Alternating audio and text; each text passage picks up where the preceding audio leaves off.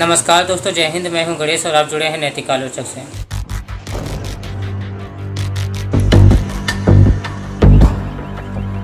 Israel और फिलिस्तीन इस वक्त युद्ध के मुहाने पर खड़े हैं। फिलिस्तीन चरमपंथी संगठन हमास ने इजरायल पर करीब 5,000 रॉकेट दागे थे।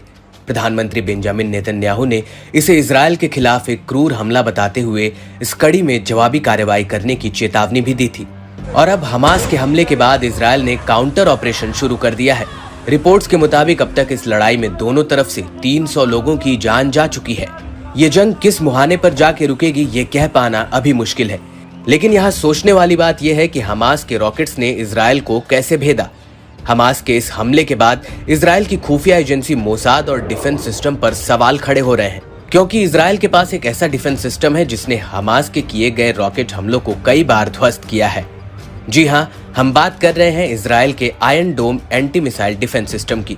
ये वही एंटी मिसाइल डिफेंस सिस्टम है जो रॉकेट को हवा में ही मार गिराने की क्षमता रखता है।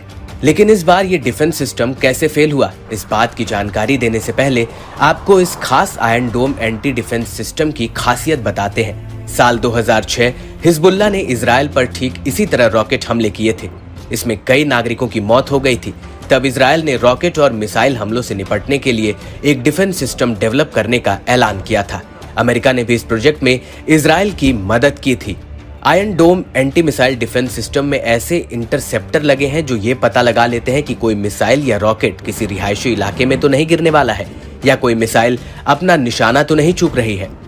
मिसाइल को इंटरसेप्ट करने के बाद ये सिस्टम उसे हवा में ही मार गिराता है। सबसे महत्वपूर्ण बात यह है कि ये डिफेंस सिस्टम दिन या रात या किसी भी मौसम में कार्य करने में सक्षम है, लेकिन इसकी पूरी तरह से काम करने या यूं कहें कि 100% डिफेंस की गारंटी इसे बनाने वाले एक्सपर्ट्स ने भी नहीं दिया था। आयरन डोम एंटी मिसाइल डिफेंस सिस्टम को डेवलप करने वाली कंपनी रफाल भी इसका सक्सेस रेट 90% के करीब ही बताती है। वहीं दूसरे डिफेंस एक्सपर्ट्स की माने तो ये इसे और कम आंकते हैं। उनके हिसाब से इसकी क्षमता 70 से 80% तक की ही है। बीबीसी की एक रिपोर्ट के मुताबिक बहुत कम समय में अधिक मिसाइल दागने से ये सिस्टम ढंग से काम नहीं कर पाएगा।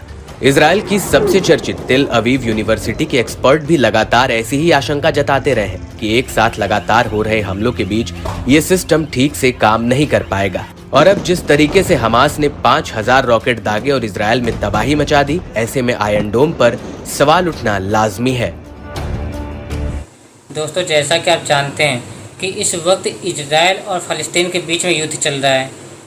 इस युद्ध में आतंकवादी संगठन हमास ने जो किया है और जो बर्बरता दिखाई है, उससे गुस्सा के इजरायल ने अपने कठोर कदम उठाए हैं और इस बार इजरायल पीछे नहीं हटेगा।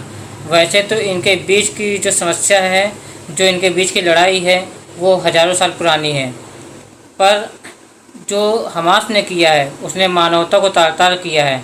तो इसलिए अंतर्राष्ट्रीय संगठन और अंतर्राष्ट्रीय देश भी, जो अमेरिका और ब्रिटेन जैसे देश भी इजरायल के पक्ष में हैं और उन्होंने पूरा सपोर्ट किया है। भारत ने भी साफ शब्दों में कह दिया है कि हम इजरायल के साथ हैं। अब इजरायल अपने पूरी ताकत से हमास को जो है बर्बाद कर रहा है, गाज़ा पट्टी को बर्बाद कर रहा है।